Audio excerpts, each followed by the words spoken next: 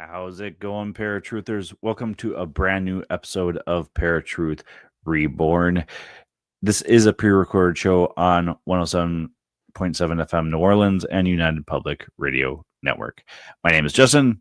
Eric is gone. He is on set and on a horror film, so I'm super excited for him. But tonight, I'm going to be bringing on Brian Byers. Brian and Jen Byers are national recognized psychic mediums and co-owners of Savannah Psychics, Mystic Apothecary, and Savannah Ghost Tours. Based in Savannah, Georgia, they've been voted best psychics 3 years in a row and are known for their powerful mediumship, compelling storytelling, and deep connection to the spirit world. Featured on AMC's You Are Here with Colman Domingo, Brian and Jen conduct séances, spiritual readings, and paranormal investigations that bridge the gap between history and the supernatural. Together, they bring heart, humor, and a grounded authenticity to every spiritual encounter. Now, unfortunately, Jen was not able to make it on, so I'm going to be just talking to Brian, and Brian is a very dear friend, so I'm looking forward to the conversation. I'm going to bring Brian in the conversation right now. Brian, welcome to ParaTruth Reborn. How's it going, man? It's going fantastic, Justin. Good to see you. And yeah, I feel like welcome back almost, but it's been a long time. How are you? Awesome. We are doing so well with the marketing on ParaTruth. We got with UPRN, and our numbers have been the highest we've ever had. So I'm super fantastic and enjoying doing this all over again because, as you know, if you're doing a podcast about the paranormal, it can kind of get redundant at times and boring. So You're right. It's funny. Things have changed over the past 20 years, haven't they? Absolutely. Yeah. And it's mind-boggling to realize that, Eric and I started this in 2008. So we've been doing this, almost 20 years now. It's freaking insane. Yeah. Well, I'm proud of you. So yeah, you got my blessing. Everything you guys am excited about this all over again and getting people on such as yourself, like you know that like I love doing this, and we've been through the ringers together doing this. So we have been, it's funny, we have been through the ringers. A lot of interesting stories there that probably no one wants to hear, but unless they're drinking with us, and then that would be great. Right. That's an after hours, off the video. Totally, yeah. So you and Jen have been killing it in Savannah, and I love that over the past couple of years, you guys have been voted best psychics in Savannah.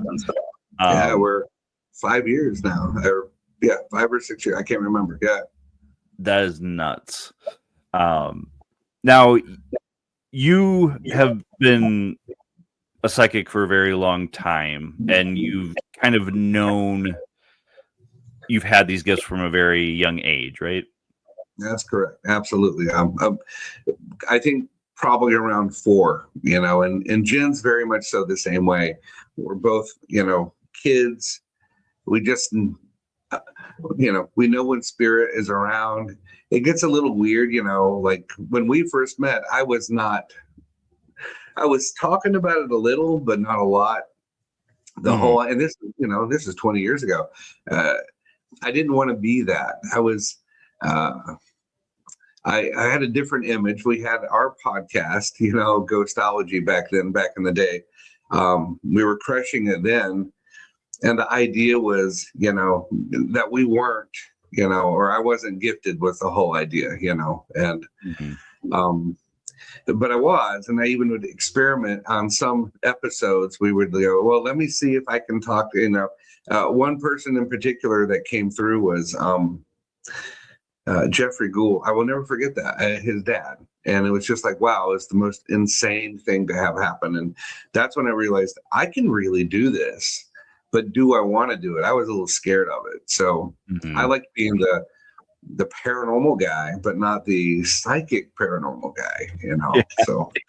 Yeah. Well, and when I first started pursuing it, I mean, I was the same way. And I still kind of am, because I'm not at the height that you guys are. I can feel when people are around. I can sometimes hear spirit, don't know what they're saying sometimes.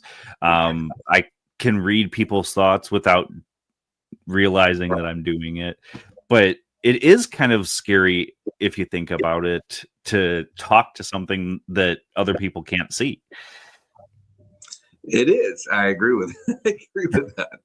Yeah, it took me, you know, I've always been comfortable with it because there is something that I would never tell anyone. And, you know, up until just recently when Jen's like, we need to just tell people, I always surrounded myself with rabbits, and no one really knew why. I never really talked about it. I just sort of let it be this very weird thing that I liked. But my spirit guide, I've always called Rabbit, and you know, named him when I was young. So the whole thing was he's not a rabbit, you know. And I found out later, you know, I asked him, why do I call you Rabbit? You know, and he's letting me know I wasn't saying rabbit, I was saying rabbi. Mind blown there a little bit. Took me back and going, wow, he was saying I'm your teacher, I'm your guide, you know. But as a kid, you hear rabbit, so that's all I was saying, and so it stuck. But it took me a while to let that one out of the bag. Everyone's like, why do you surround yourself with rabbits? Why are you always drawing rabbits? And you know, I just like them. But eventually I just said, look, you know, I feel like I am connected with a rabbit spirit. And that was the best way I described it, even back in our day, back a long time ago. So, but it takes a while to fall into it and to trust what you're doing, you know, and go, you know, first off, is this good or am I crazy? I've done about maybe 20 or 30,000 readings in the past couple of years. That's a lot if you really look at the numbers. And what's wild is making future predictions for people. And it just, I can't tell you how it works. I don't understand. I just know I can say it and then it's there and it happens. And if it was just once, I would call that like coincidence or a fluke, but 20 or 30,000 times and you go, I guess I am really able to do it. I just don't think about it when I'm doing it. I really just, I don't focus on what I'm doing. I just let my mouth run, like right now. So, but for you, it would be about confidence, about going, I just am going to say all this stuff, even if it doesn't make any sense. And it'll make sense. You know, I think we can all do it. I think that's part of the fear, though, is even in today's day and age, being a psychic medium is still highly skepticized. And I mean, I encourage people to be skeptics about it, especially at all psychic mediums, because not all of them really truly are what they say they are. I agree. Oh, I totally agree with that. I like to go get readings with people, and I've only had a few people I've had readings with where I go, wow, they nailed it, you know. And I can tell you, you know, Rick Hayes, one of my number ones, he's amazing, very good at what he does. Scotty Rorick, I know a lot of people know him, and Tiffany Johnson. Holy cow, man! I was going to bring her up, because I had one from her too. She's great. It's just like you go, well, you know, there are some people out there, but all the other people I've had readings with, which are a lot. Like I'm like, you're just, you know, it's like they're going, you know, one day you're going to wake up, one day you're going to eat something. Yes, that's so true. You know, give me something weird that I can put on my calendar, you know? Yeah. And so I like when people say, August, this is happening. You go, okay, that is great, you know? So, now, for you and Jen, do you guys complement each other as a couple being both psychic mediums? So First, let me say, wish she was here. She's not feeling good, so I'm riding in the seat for both of us today. But we do complement each other. Now, it's funny, Jen and I both spiritual walks. Mine has been very different than hers. Hers, man, has been pretty wild because she got into church late in life, and she got into spirit-filled churches where doing what we do isn't weird.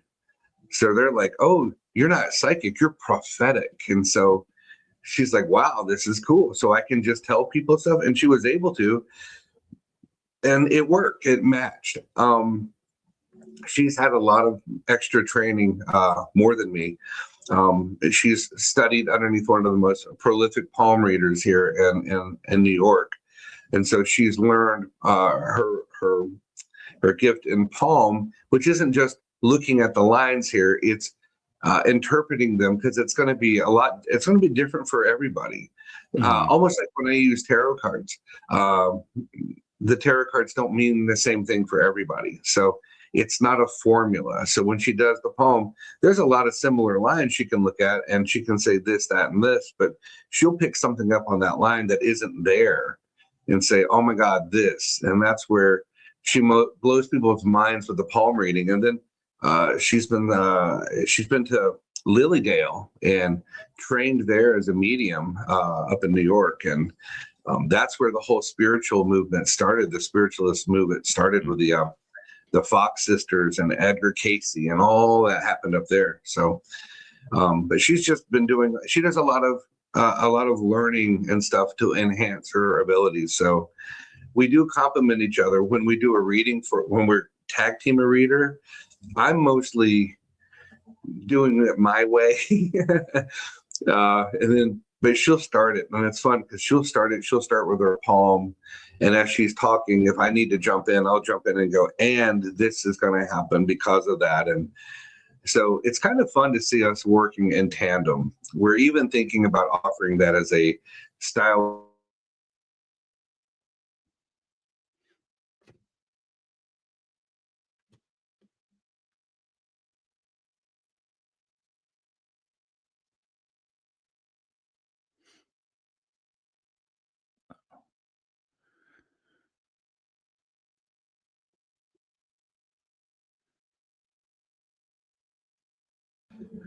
Okay.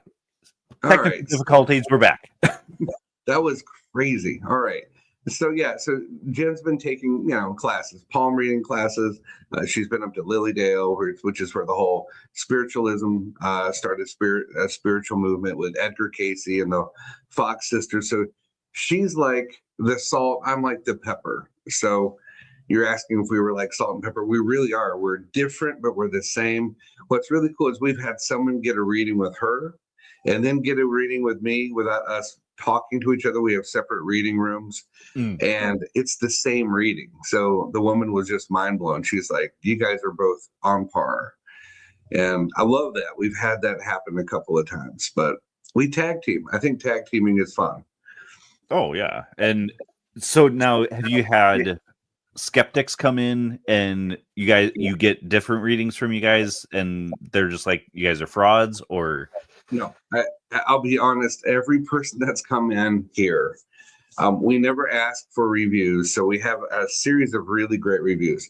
I've had maybe 2 things that didn't happen exactly as I said they were going to happen, maybe 3, because there's a new one. It's not that it didn't happen, it's just that the guy was in a car accident and didn't make it to the concert where he was going to meet her.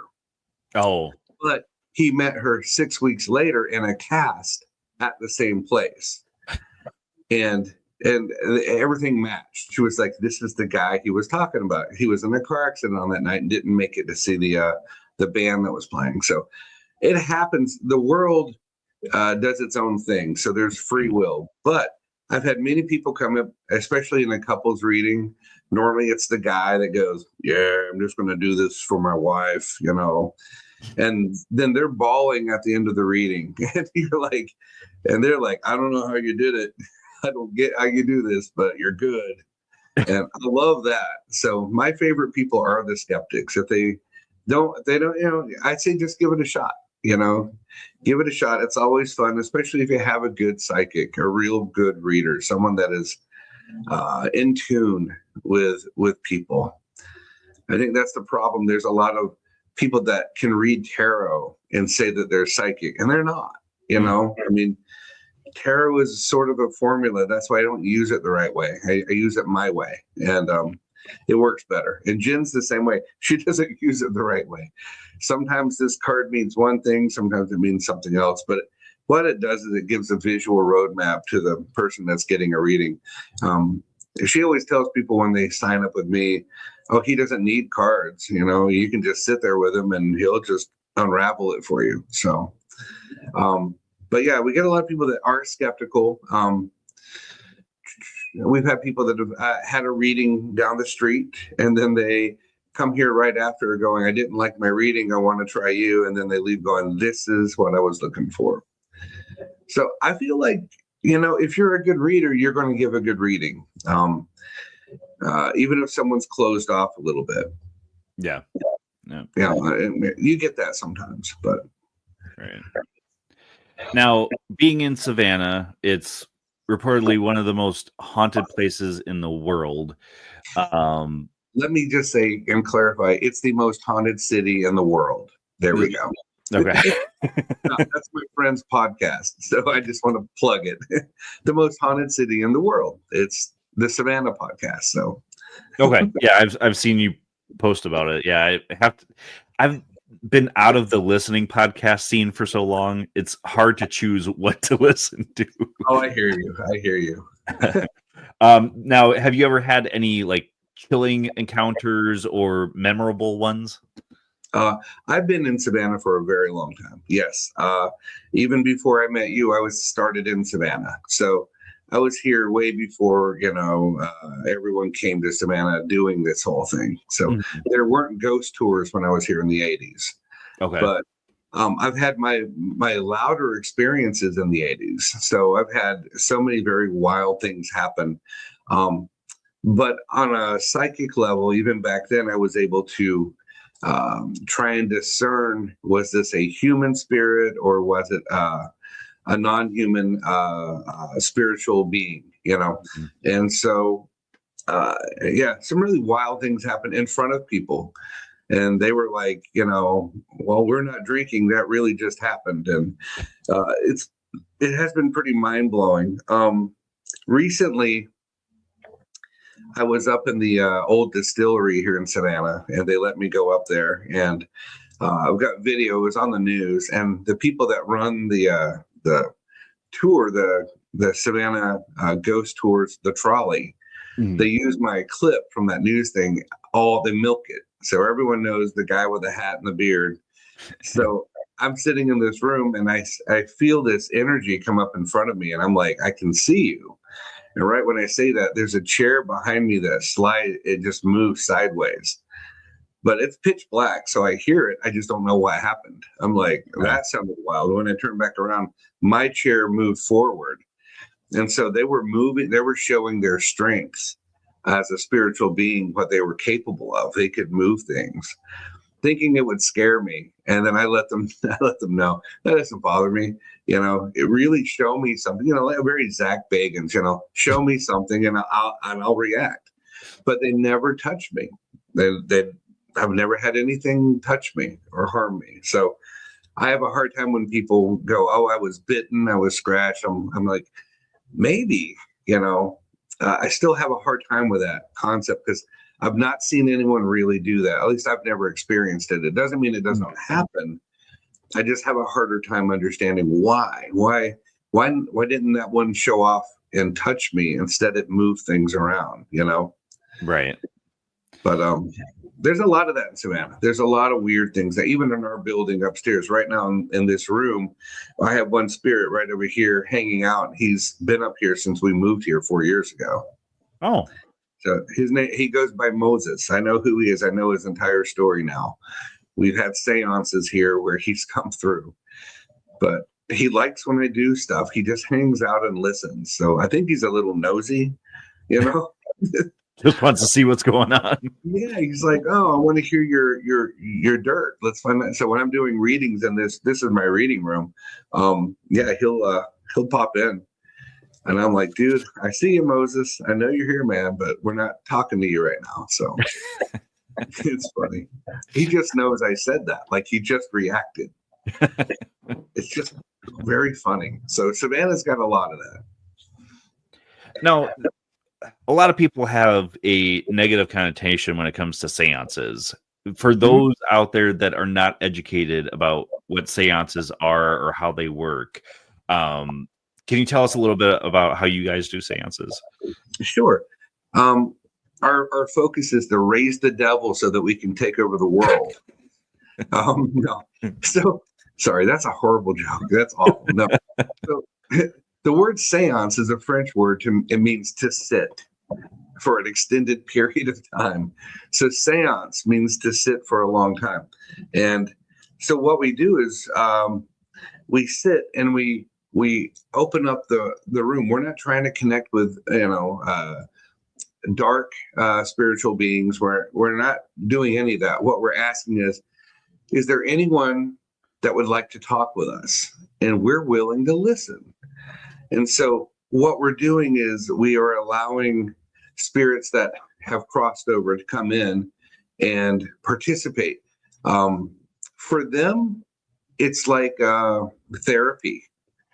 They got a lot on their mind, a lot of stuff they haven't had a chance to talk to with people here, especially when it's loved ones, because we get a lot of loved ones that come in. But what we do is we sit, we close off the room so that there is no, we're not looking for any dark energy. We're only looking for people we like, people that are nice, that want to talk, that are, we've had a few moments where we've had to shut the seance down and start over or just leave it. We left it once because it was just too much.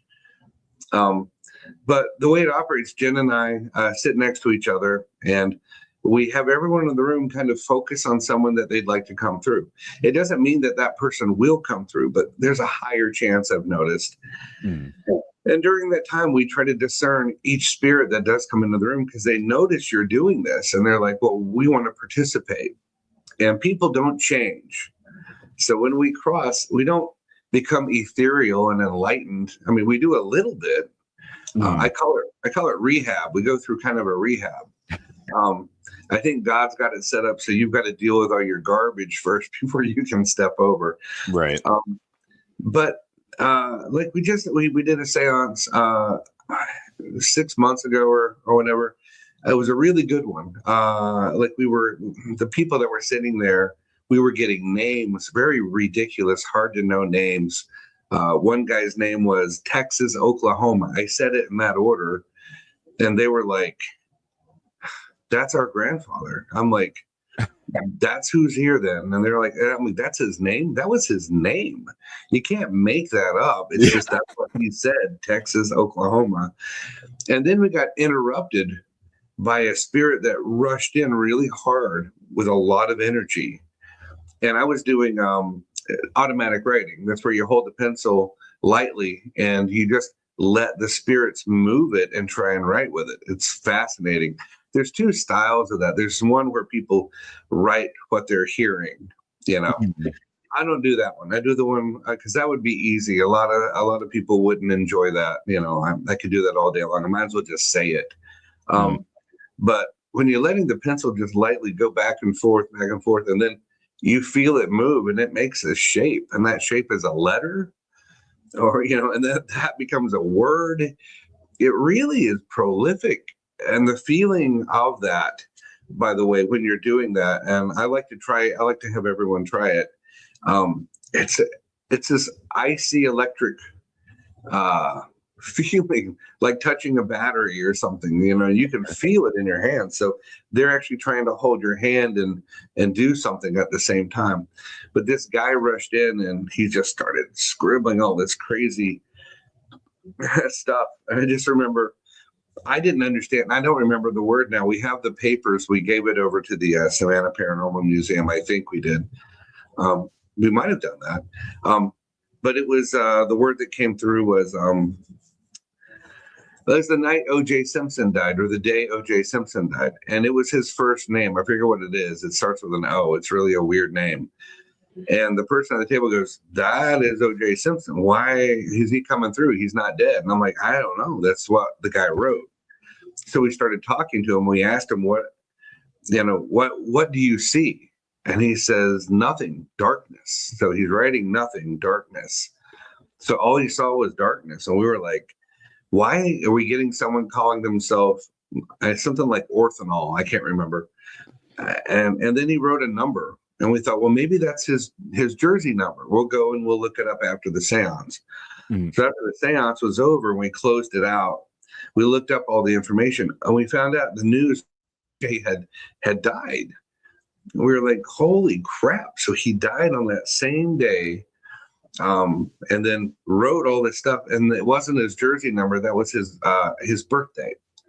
Oh, so it was the last 2 digits of his. I forget what it was, but we were like, there's just too much weirdness there. So when we went on TikTok, I follow a bunch of other mediums. They were posting the same thing. OJ came through and said he can't see, and I'm like, that's what I got. That's what we all got. We were all getting the same thing. It was a really wild. TikTok makes it easy to see in real time what everyone else is getting. Oh, yeah. So it was wild. It was very cool. And I made a lot of really cool medium friends on TikTok that night because we were like showing off our automatic writing, and they were mind blown by that. And they were showing us they were doing their portal, recordings, Estes method, where you try and be a medium and hear it come through the spirit box. And it is wild. So that's, to us, a seance isn't talking to evil spirits. We're not trying to talk to the devil. That's the last. Look, I got 8 kids. That's the last thing I want to do. I don't want to deal with the devil. I've had a long day of readings. I'm ready to go home and have some bourbon. So yeah. But yeah, anyone and there are people that do try to open up the portals, the doors. And you can do it. Okay. So it is possible, but why? Right. It's dangerous, man. And that's why this whole doll thing, I'm like, we're very good friends with the people at the Savannah Paranormal Museum, and they keep getting new items, and it's just crazy what's going on over there. And we go over there and we have a great time. We love Megan and Chris so much, and Justin. They're just great people, but they're getting some pretty active stuff, and we're helping them protect it so it doesn't leak on to someone else. It's just awful. So this whole doll thing has been going on. That's a whole other ballgame. I know I could talk for hours, but yeah. Well, I'm glad you bring it up because a friend of mine had just reached out yesterday about it, and I hadn't heard anything about it, and I don't know why, but I thought Zach Baggins was the one that had Annabelle, but maybe I'm just getting the memories mixed up. Yeah, no, that stayed in the whole Warren family, the nephews. Johnny at one point he was haunted collector on his TV show. Yeah, and Annabelle has definitely made its travels around, but yeah, no, even traveled with Ryan, Mr. Buell for a little bit there, but yeah, was doing the tour, and Dan's just a really sweet guy, like awesome person. It just sucks. It really just sucks. And so everyone, they're getting all excited about this whole, Annabelle did this and all, and I'm like, look, let them grieve. It's like it's someone's dad, this is someone's husband, and there's a lot going on. The last thing they want to talk about is that, as wild as it is and as coincidental as it might be, I don't think it's what people think. And I've actually been near the Annabelle doll. I haven't had any adverse reactions to it. I didn't feel anything. Robert the doll has a whole other ball game. That doll is off the chain, man. But it's not bad energy. It's just that thing's alive. It's like a real being, person. So I don't know what has happened with Robert. That is wild, but yeah, I just tell everyone to pray for Dan. Dan's family here, and his wife and his kids, and close family, and people that he worked with. He loved what he did. So, but yeah, I mean, if he died doing what he loved, that's all you can ask for. right. No, the guy was very happy person. Always helping people. You know what I mean? Like, almost like a therapist, encouraging people and stuff, you know. He's got one of those spirits. So when you meet him, you're just like, oh man, you know. I wouldn't be surprised if I did a seance, he would probably pop through, you know, do his rounds. He might do that tonight. Who knows? I have no idea. I haven't heard or felt anything. So, but I haven't even been looking. I've been too busy. Yeah. No. Now, do you feel drained or just bogged down after a day of work doing this? I'll be very honest. Yes. I at first no, okay, because it's exciting in the very beginning when you're, you know, this is like 20 years ago, 15 years ago, delivering readings. You get all excited and you're like, and I could remember all my readings. You know, I would do like 10 or 11 in a day, and I would be excited. I could remember them all, you know. And here I am, you know, way years later. I did maybe 17 today. That's a lot.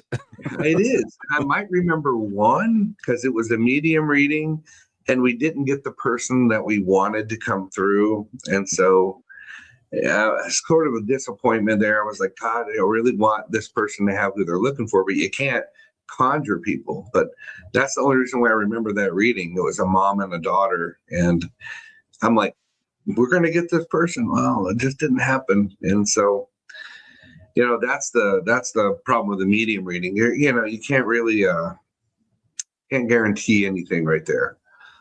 You're dealing with the other side. It's like a paranormal investigation. You know, you can go to the Waverly Hills Sanatorium every night in a row, but 3 of them are active, and the other 4, it's quiet. Yeah. You know, so you can't really guarantee anything. Well, and I think that's where the reality ghost hunting shows have made people think, oh, you're always gonna find activity, and it's not the case. So for those that want to pursue doing like paranormal investigations, what's the best piece of advice you could give them? So that's a really good question. In the beginning, I always was about protecting myself, and I did it differently than a lot of people. A lot of people use, like, you know, smudging and stuff like that. Right. Those help you feel like you're being protected, so it puts you in that frame of mind.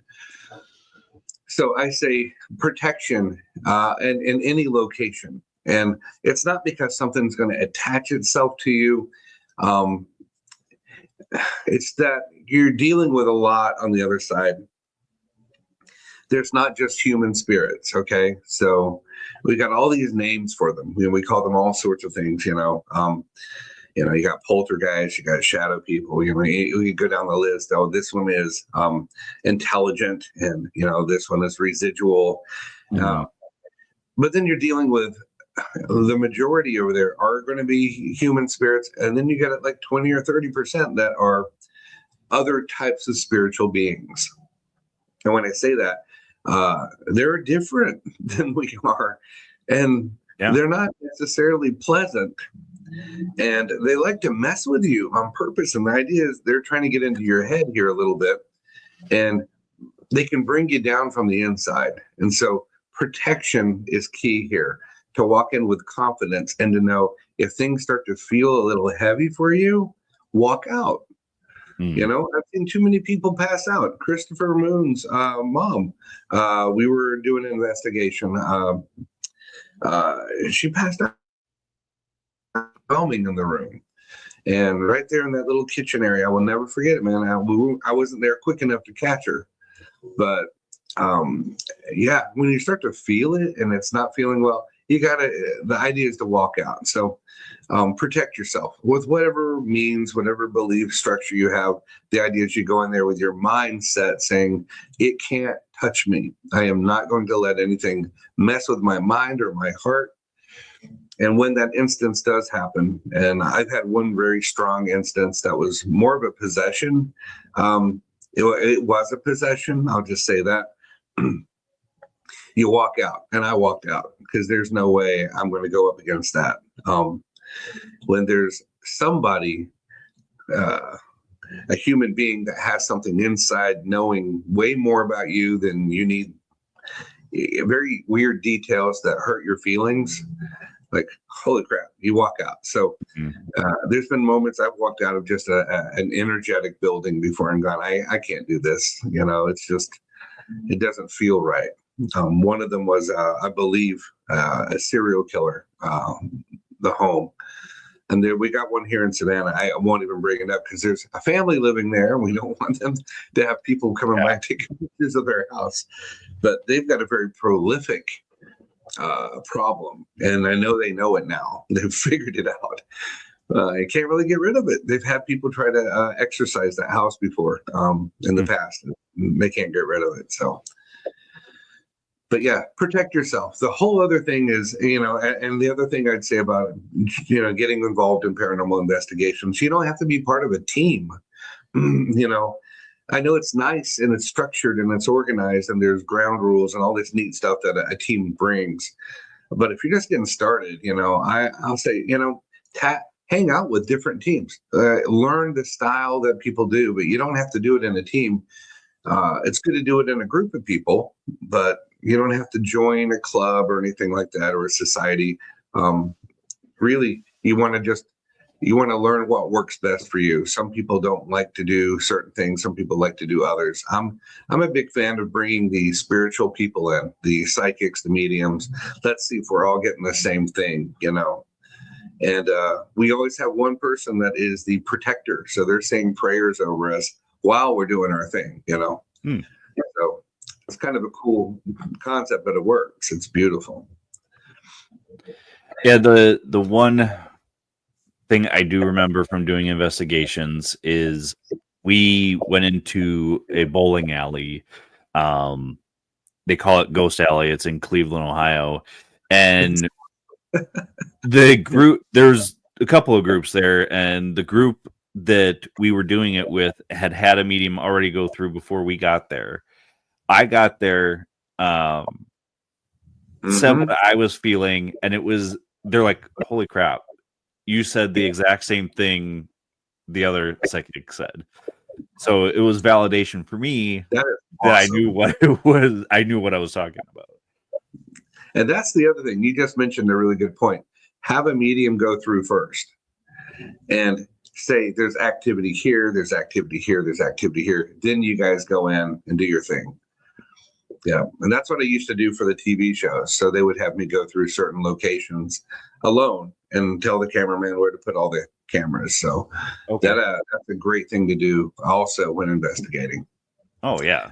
But you got to have a good medium. You got to have someone like you or someone that's empathic that can feel, Now, if there was one thing that you could pinpoint about myths about psychics and paranormals or the paranormal world that you would love to debunk, what would it be? Oh, and then I would love to debunk, like a certain topic or a certain thing or a certain because I'll tell you, I would love to. And I can. It's a reverse, I think, of what you're asking, but I would love to be proven wrong because the longest time I have said, probably since we've known each other, which is a long time, that I don't think you'll ever get photographic proof of a ghost or a spirit. You're not going to get that. And here's my explanation, and I'd love to be proven wrong. Okay. Yeah, here's the light spectrum. So basically, we live in a world where our eyes see reflected light, right? Mm-hmm. Here's the spectrum. Our eyes only see this much, right? So we add UV to it. So now we've got UV, and we've got a couple of other, IR and a couple of other spectrums, but there's still this giant, vast array of light that is here that we don't even know how to see it yet. We don't know how to calibrate our lenses, our diaphragms. And I think if there are spirits moving around, they have a form. If they can move something, if they can touch you, which happens a lot, then they have a form. Even if it's for a moment, they manifest for a moment and then they aren't here. I don't know how that works, but they must reflect light. But we have to know what material they're made out of. And we don't know what material it is. So we don't know what light to be looking at. So I've said for a long time, you're never going to get it on camera, not an actual spirit. And I know there's a lot of great photographs out there and I love them. One of my favorites, it's the Amityville photograph of the boy's face and who he might be. And the story all adds up. It really does. I just don't know. We have one in Savannah a lot like it, a photo a lot like that. And I just don't know if that's really a spirit because it's being captured in regular light. Now, I want to be proven wrong, and I'm a big fan. I used to have people email me back during the whole ghostology days, email me all your photos and I'll go through it and I'll try and debunk it. I love that. But I've yet to see one where I go, that is real. I just don't know if we're ever going to get it until we can figure out what light we're working with. No, I mean, that's a good answer because that's a very good point, and something that we're still seeing today where people want to believe. So they're making mundane photographic anomalies seem like you're capturing a ghost. Like one example is Eric had sent me a picture of somebody had posted it in a group.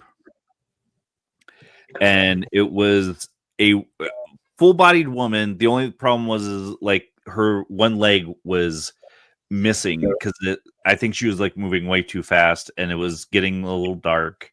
But people wanted to say, "Oh, look, I caught a spirit," and I'm like, "No, like." I know it's hard, isn't it? Because you want it, really. There was a hospital up in near the Waverly. Actually, they knocked it all down a long time ago, called the Paris. And the Paris hospital we got to go through before they knocked it down, and we got this using IR. We got this amazing child's face in the middle of this big open area, like a giant mess hall or kitchen, at the hospital. And you could see it, and it was just clear as day. That is a face. That is amazing. And when we saw it, we were out in the parking lot. We ran back in to recreate it, put the camera back where it was, and it just took us a few seconds of messing around when we got that face back. And I'm like, there it is. And we started noticing. I had the people go over and look at it, and when they finally walked over, it was the tile on the wall and the way it was warped and reflecting. It was the most precise, anatomically correct pareidolia I think I've ever caught. Wow. And I was so damn disappointed because I'm like, we got one, we got this right finally, Right. But yeah, the mind and heart wants it so bad. Audio, man, audio. I'm gonna, I'm bringing up my phone here. Audio is amazing. I don't know how that works, but I'll be doing readings and people record their readings. I tell them record the audio. And then they go home and they're listening to it and they hear their father's voice come through. So they clip those out, and send them to me, go, look, this is my dad. And I'm like, that's wild. I don't know how that works. The whole EVP / disembodied voice concepts, because you don't hear them in the room, not vocally. Right. And so I'm telling them your dad's saying this. And when I say it, it repeats the word, so the father said, whatever it was. And it just, that's kind of a wild thing. So audio is another ball game. I think they're able to manipulate or make that work somehow. And I don't get that. And even the spirit boxes sometimes really work out amazing. Like, yeah, I know it's a broken radio. I know the whole story, but when we look at it, there's some things that shouldn't be happening and they just do. And is it just a lot of coincidence or pareidolia to the ear? I don't know. But when it corroborates and matches what I'm saying, so that's why I like having equipment nearby while I'm doing a reading or whatever. And it both happens. I say there's someone in the room and 3K 2 meters light up, bright. That's wild. I can't tell you if that's legit or not, but it seems to happen a lot. So it's pretty fantastic, Well, you brought up Chris Moon, and I think one of the most fascinating things to me is the telephone to the dead that he was using for a very long time. I know that he had kind of stepped away from it for a while, because he wanted to do more psychic readings himself over using the piece of equipment. But we went, myself and a former girlfriend of mine went to your event, and he was there, and she was blown away that it sounded just like her uncle. And that is amazing. You still there? Good. You froze for a second. Oh, that is amazing. So Frank Sumption, the designer of the telephone to the dead, or Frank's box, Chris had a great relationship with him. And there's a long story of how he even got involved. Really wild, because Chris didn't want to be part of that. He didn't know what he was stepping into until the box started calling his name and wanting to talk to him. And he was like, what? So Frank made him like 17 or 18 different versions of the box. And he just had a fire like a year or two ago, and I didn't hear about that. He lost almost all of his boxes. Wow. He's got a few that were out on loan at the time. So that's all he's got now. So they're gone, like the original. And whatever Frank did on the inside, I have no idea what he did to make them work. It's sad, but those things are I've got one in a pilot we shot with Chris that has a little TV screen. We got an image come through. That image is the same image of the painting of the woman that's on the wall. Wow. It was very mind-blowing. Like, I'm just like, you just can't make that up, Right. But yeah, no, Chris is great. Yeah, and he's been doing a lot of psychic work without the boxes. But yeah, we're thinking of having an event, having everyone just come down to Savannah. I mean, let's get the old band back together. You know what I mean? Awesome. Yeah, get the old school folk. Well, funny you should say that, because I had done a podcast with a friend of mine. He does a show called My First Car, and I brought up, I've been doing this since 2008, and he's like, oh, you're one of the OGs of podcasting. And I'm like, I guess. You are. You really are. It's funny. I've said that to the people before. Yeah, I started I think it was 2006 or something when we started our first podcast. And I'm like, that's when podcasting kind of became a thing. So yeah. Yeah. And they're like, wow, well, what happened? I'm like, we got picked up on terrestrial radio for CBS. And they're like, how did you do that? I don't remember. They just liked it. So that was insane, man, those days, because they didn't have content. And so that was the problem. And now lots of content, Yeah. Now it's kind of oversaturated, but it's way oversaturated. Yeah. But, with same thing with United Public Radio Network, we were able to submit to our manager, and she's like, yeah, absolutely. So now we're not on 2 but 3 radio networks, because I work on a radio station myself, so I brought my show to it. So that is amazing. And it does so much, not just credibility, but it brings that audience, people that didn't know you were even around.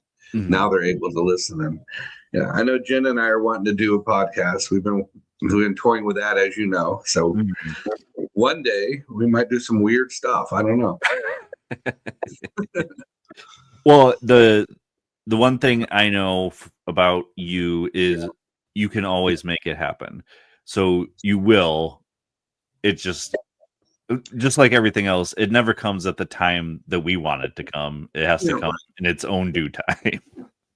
You're 100% on that. And like I said earlier today, this is my 5th lifetime that I'm in. I've done everything I've ever wanted. I've done all the stuff that people said. You know what it is? People say I can't do something, and I'll do it. And it's I was told you can't make a TV show. Well, I have many, and I was told you can't get on terrestrial radio with a podcast, and we did. I was told you can't make money doing animation, and so I done all the little things. So I think I'm done. Check, please. Now I think I'm just going to sit here and be a psychic, and I don't mind doing that now. But a long time ago, I don't think I would have ever done that. I was too busy making video games, making TV shows, children's books, and all that stuff. And I'm still working on the kids' books. I just wrote another one. I've got one called I Think We Got Ghosts. This one is going to be I already wrote it. I'm going to start the illustration soon. It's the cryptozoology version. So yeah, it's called The Corner of My Eye. So I think we've got ghosts in the corner of my eye. The same kid is in both of them. So it's kind of cute because we talk about, cryptids. I find it fascinating that you do automatic writing and you're an amazing writer on top of that, just fictional and well, you've done scripts as well. It just fascinates me. Well, I do have another book coming out. Yeah. So it's in edit mode right now. Stephen Radford, is genius author, is editing my book for me, and it's called In Their Own Words, and it's the true story of the Savannah spirits. So I went to every spot that is a location on all the ghost tours, and I actually spent time connecting with those spirits. So it's kind of fun that it's not my words now, it's their words. So I'm interpreting for them, and we got a lot of weird stories out of that. So that'll be available soon. But yeah, you're a great writer, man. So I'm gonna say, I think it takes the type of people that can actually have the discipline to write a book, to maintain and hold a very successful podcast. Because it's the same type of thing, storytelling. Yeah. And you got to edit this later, and get all the garbage out or whatever if you need to. And there's a lot of work that goes here, and making sure it runs smoothly. So yeah. And that's why I'm super thankful I was able to get the job that I have now, because it's way much more up my alley than working for the post office, which was what I was doing before. Yeah, that's you. It's one of those things where it's like you think you are doing something to better your life, and turns out it wasn't fulfilling. And I mean, as much as I tried to make it fulfilling. So getting people to do shows and help them start podcasts, it's a dream come true for me, for sure. Oh, I'm excited for you. Now, if you could give one message from the other side to listeners, and I was going to ask you this even without ChatGPT bringing it up, what would it be? Even without ChatGPT bringing it that's awesome. The first podcast I've been on that mentions good old chat. So I will tell you this. I'm going to share this. We might as well just go for it. There's a lot of weird happening around us right now. Mm-hmm. Okay. And I'm going to word it like this, because this is coming from the other side. These are the messages, including Rabbit, who has been guiding me through this whole process, and Jen. It might seem like things are getting weird. We have already entered a new war, a war we've never done before. It's not going to feel like a war to start with. It will be one. So just watch how this goes. It gets a little weird. But what I need to say is, even though things seem like they're out of control, even though finances get a little weird here, and we're a little nervous about spending money or about living, and politics here, you're going to see the Constitution getting rewritten. This is already in play. You're going to see churches having to revamp their styles of teaching, because in 2027, everything's going to change. Like, This is a very big, weird change. And there will be more spiritual people experiencing very weird things. And so they'll be changing their belief systems. But the overall picture is as crazy and as weird as this might feel like it's getting. We hit 2027 here. Everything is gold. Everything is great. This is nothing to worry about. Live your life. Don't get wrapped up in the politics. Watch the politics. You got to pay attention to it. Mhm. I'm treating it like a bubble. You got to watch what's happening from the outside. If you're in it and you're involved, you're missing everything. You have to look at it from far away and go, wow, this is so not me, you know? So there's a huge thing happening in the US that our Constitution gets changed.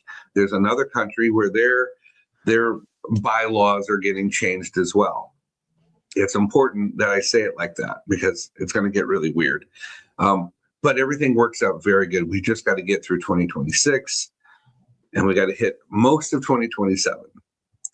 But that's where all the weird stuff. And I want to say this out loud because I know you've got a lot of viewers. I want to say it. If you wake up in the middle of the night and you feel like there was someone just in your room, or if you saw someone in your room for a brief moment, but you know you were purposely waken up, if someone actually, you believe, woke you up on purpose with intention, you're probably going to go through a very spiritual change. And that means you're going to start to see weird things that you didn't think were real. And I'm not talking about ghosts. I'm just going to talk about spiritual beings. Things that might look like something out of a sci-fi movie. I don't want you to get freaked out. Just understand everything makes sense and it's going to be okay. But I know there's a lot of you guys that have been coming in. We've been having people from DC come in and get readings, government folk with weird badges, asking weird questions. They know what's happening. So there's a lot going on. Just know nothing to be scared of. Just like when angels show up in the Bible, the first thing they say is fear not. They say don't be scared. That's what my message is. Don't be scared. It looks a little scary, you know, everything from war to politics to just everything, even our religious leaders and stuff. It's all about to change a little bit, or a lot of it, but it's going to be changing for the best. So everything's fine. That's what I got to say, because it's been coming up so much now in my readings. It's just so much. So to be able to get it out there and just know, yeah, things are going to get really weird. Don't be scared. It's okay. Oh, not get really weird. They've been weird quite some time.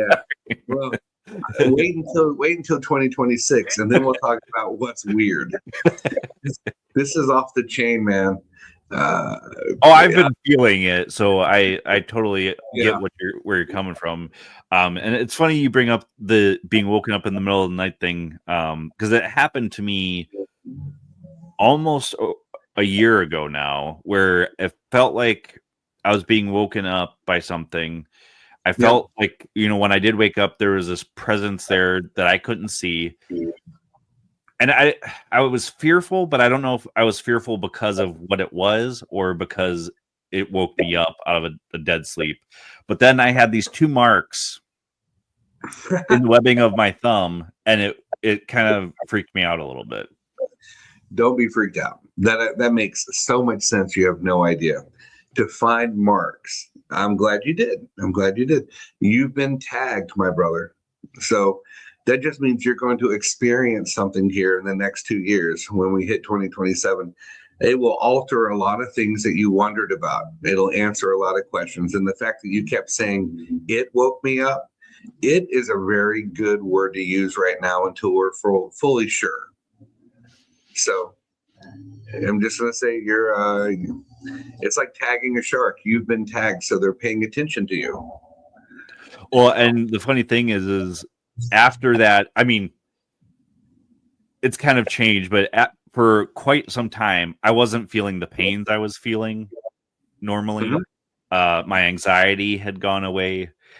Some of that has kind of all come back, but I seriously felt that I was touched by something. So yeah, well, they will visit you again, and you will have the same relief again. And you may have a different set of marks, because that's the other thing. It won't be in the same spot. Okay. Yeah. But it's all good. They're taking care of business. Yeah. Like I said, I don't feel I was scared by what it was. I think I was just scared because it woke me up and I could feel something or somebody there. That makes sense. But you're good. It's cool to hear that it's you, because I've been doing this, for the past 2 years. And this has just been getting bigger and bigger and bigger and bigger. And I'm like, wow, it's like they're tagging sharks. So I've been saying, let's see who's tagged. Who is this happening to?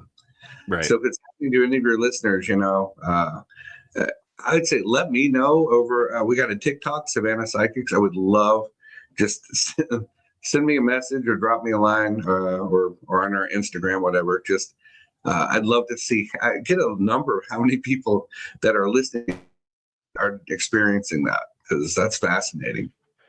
Yeah, so I encourage anybody to reach out to Brian, or if you want to shoot ParaTruth a message, I can get it to Brian as well.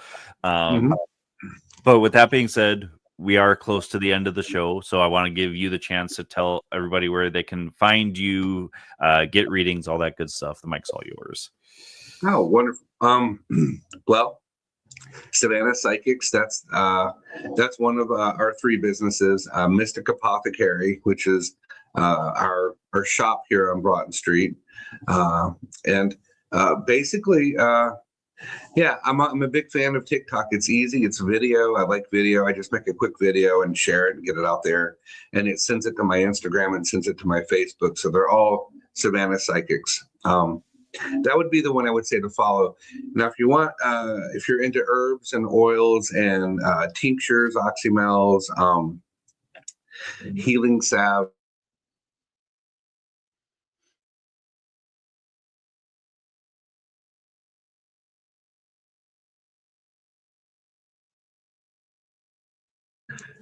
there I am. I think I lost me for a second. A little bit, yeah. Yeah, okay. I'll just say that last, mysticapothecary.com.